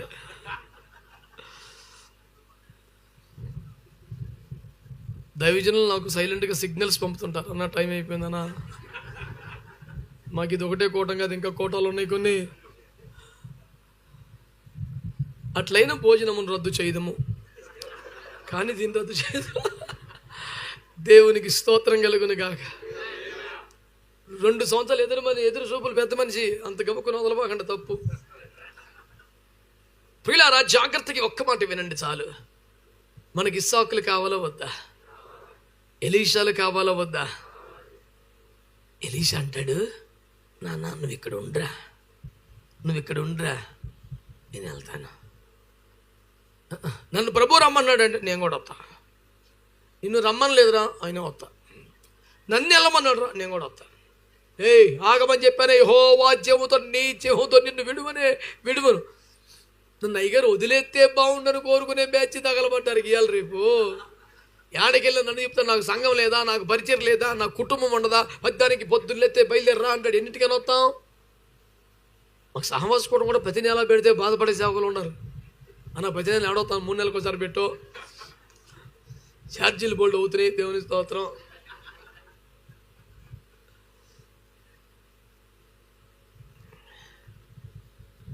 అందరికీ వందనాలు.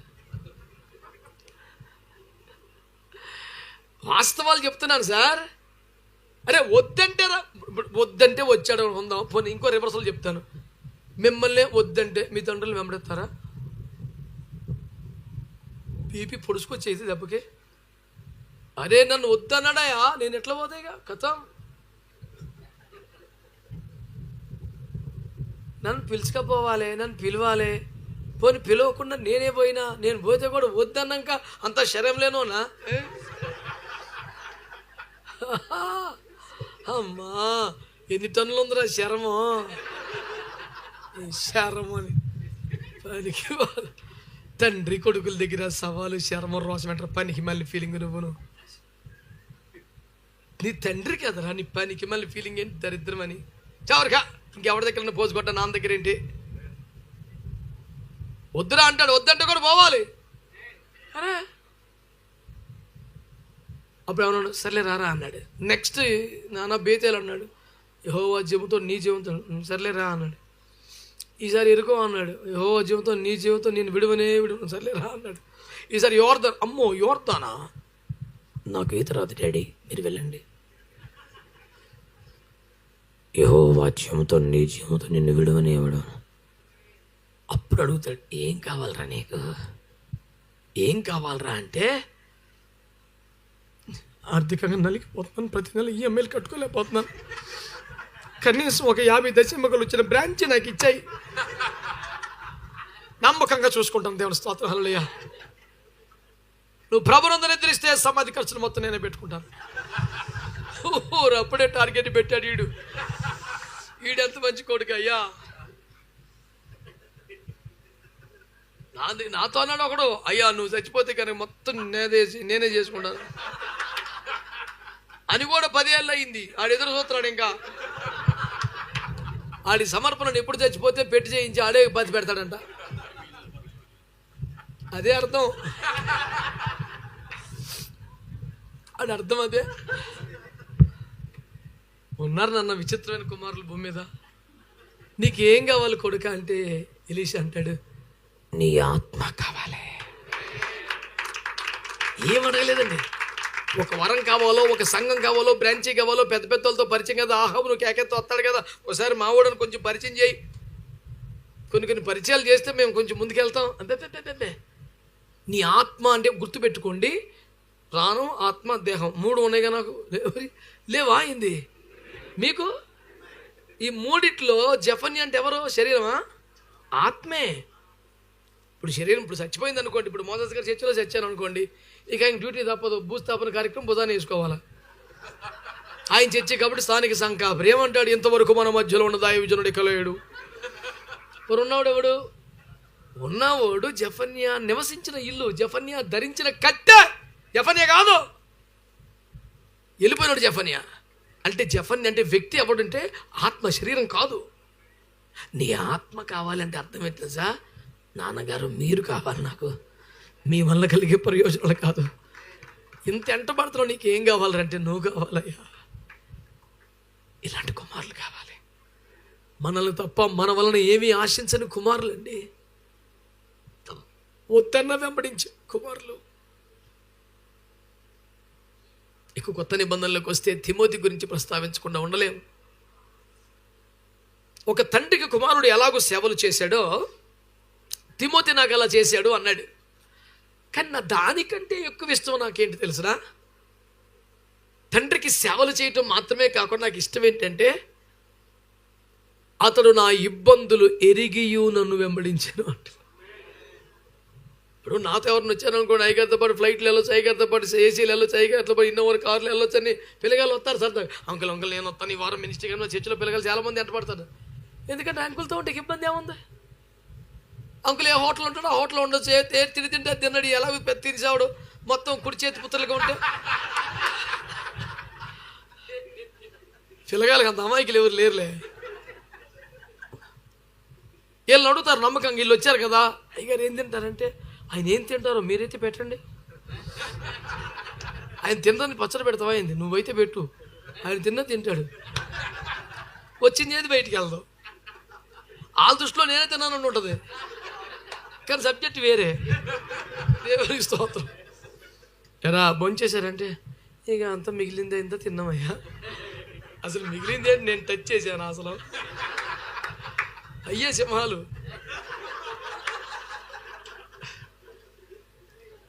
నాతో ఉంటే కలిగే భాగ్యము నెరిగి వచ్చిన కుమారులు ఉంటారు. ఊరికే సరదాగా నేను అందరూ అట్టంటోళ్ళేం కాదులేండి. కానీ పౌలుతో వెళ్తే ఏ ఊరిళ్ళ దెబ్బలు తగులుతాయి. పౌలుతో వెళ్తే పద్దాక స్టేషన్లో పడాలి, జైల్లో పడాలి, చావచిత కొడతారు, జైల్లో పెడతారు. ఇతనితో ఉంటే చావే అని ఎరిగి వచ్చారంట. 3 కొడుకులు మీ ముందు పెట్టాను.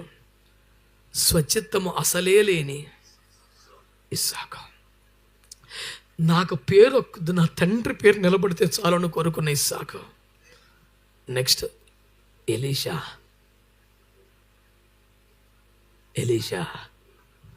దైవజనుని వలన ఏ ఇతర ప్రయోజనం ఆశించని, దైవజనుని మాత్రమే కోరుకునే వ్యక్తి, వద్దన్న వెంబడించే వ్యక్తి.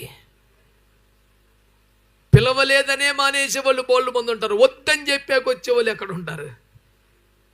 నన్ను పిలవలేదన్నా, నిన్ను పిలవాలా? కొడుకు అయితే కూలుడు అయితే కొడుకుని పిలుతువేంది అసలు? అసగట్టుకొని రావాలి నువ్వు అసలు. అది అయిపోయింది. ఇక తిమోతి కన్న తండ్రికి సేవ చేసినట్టే ఆత్మీయ తండ్రికి సేవలు చేశాడు.